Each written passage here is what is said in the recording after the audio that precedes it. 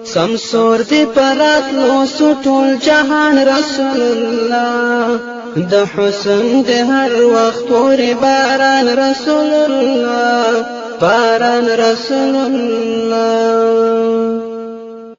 السلام علیکم ورحمت الله وبرکاته. شمس الرحمن د پکتیا ولایت نه سلامونه را لېږلي او د سلام نه وروسته لیکلي دي زما پوښتنه دا ده چې غوږ نیول څومره ګناه لري. د دې ورور هدف دا دی چې یو دوه ورونه یا یو دوه خویندې یو ځای خبرې کوي، هلته بل ورور راځي د دې خبرو ته غوږ نیسي، نو د دې څومره ګناه ده. الله رب العزت په خپل کلام کې فرمایي ولا تجسسوا، تاسو جاسوسي مه کوئ. یعنی کله چې ستاسو یو دوه مسلمانان ورونه غواړي ستاسو نه پټې خبرې وکړي او تاسې ورځئ هغوی ته غوږ نیسئ چې د دوی دا خبرې بل چاته ورسوئ، دا کار مه کوئ. الله وی ولا تجسسوا. همدارنګه الله رب العزت په خپل کلام کې په بل ځای کې فرمایي هغه خلک چې مؤمنانو سړو او ښځو ته تکلیف ورکوي بغیر د هغوی د کړنو نه، یعنی په ناحقه باندې، نو دوی بهتان او ښکاره ګناه په سر اخلي. فقد احتملوا بهتانا و اثما مبینا. نو کله چې ته د هغوی خبرې په پټه سره اوري او که هغوی پوه شي چې ته د هغوی خبرې په پټه سره اوري، هغوی خفه کیږي. نو الله فرمایي هغه خلک چې مؤمنانو سړو او ښځو ته تکلیف ورکوي بغیر د هغوی د کړنو نه، یعنی په ناحقه باندې، نو دوی بهتان او ښکاره ګناه په سر اخلي. همدارنګه د مسلم او د بخاري حدیث دی، راوی د حدیث حضرت ابي هريره رضی الله تعالی عنه دی، فرمای ان رسول الله صلی الله علیه وسلم قال إياكم والظن فإن الظن أكذب الحديث ولا تحسسوا ولا تجسسوا ولا تنافسوا ولا تحاسدوا ولا تباغضوا ولا تدابروا وكونوا عباد الله إخوانا كما أمركم. المسلم أخو المسلم لا يظلمه ولا يخذله ولا يحقره.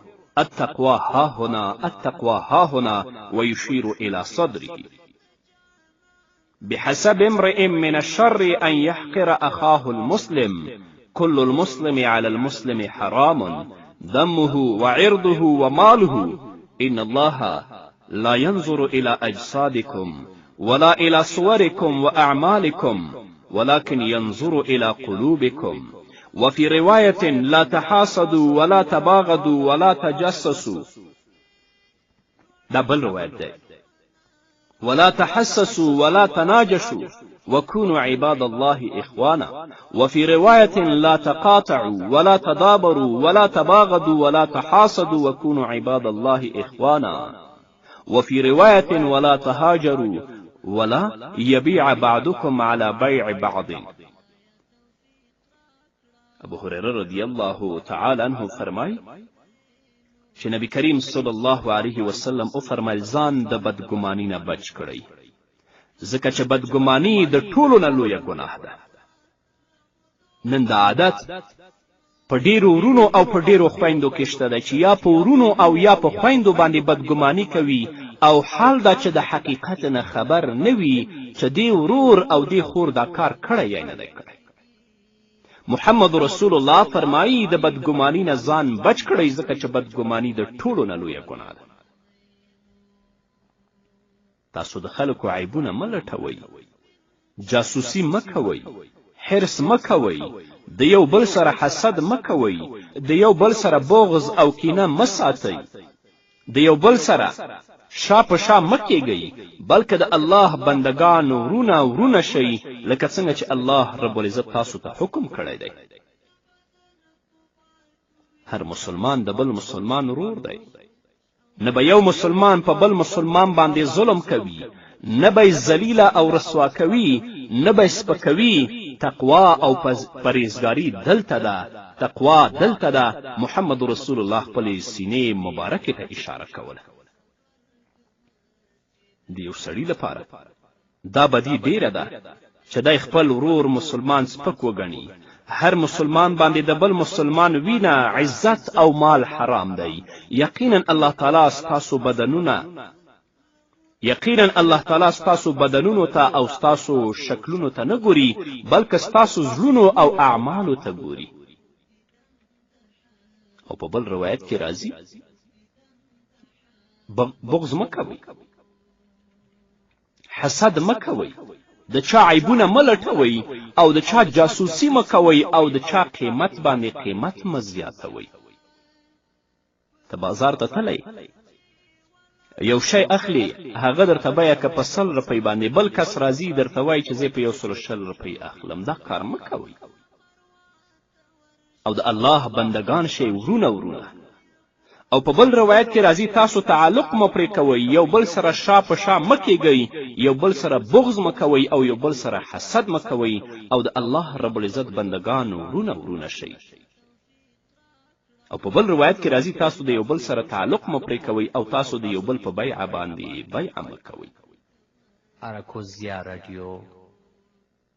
همدارنګه د ابو داود حدیث دی. راوی د حدیث حضرت معاویه رضی الله تعالی عنه دی. هغه فرمای چې ما د نبی کریم صلی الله علیه وسلم نه اوریدلی دي چې محمد رسول الله فرمایل که چیرې ته د مسلمانانو د عیبونو په لټون کې لګیا شوې، نو دوی به په فساد کې واچوي، یعنی زیاده چې دوی به په فساد کې مبتلا کړي.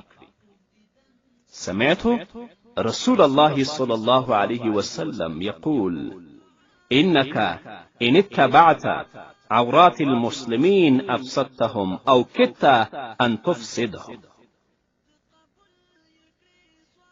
نو د یو مسلمان ورور چې هغه بل مسلمان ورور سره خبرې کوي، د اسلام مقدس دین تا ته دا اجازه نه درکوي چې ته د هغوی خبرو ته غوږ کړې، هغه واورې او د دوی دا پټ راز بل چاته او بل چاته ورسوي.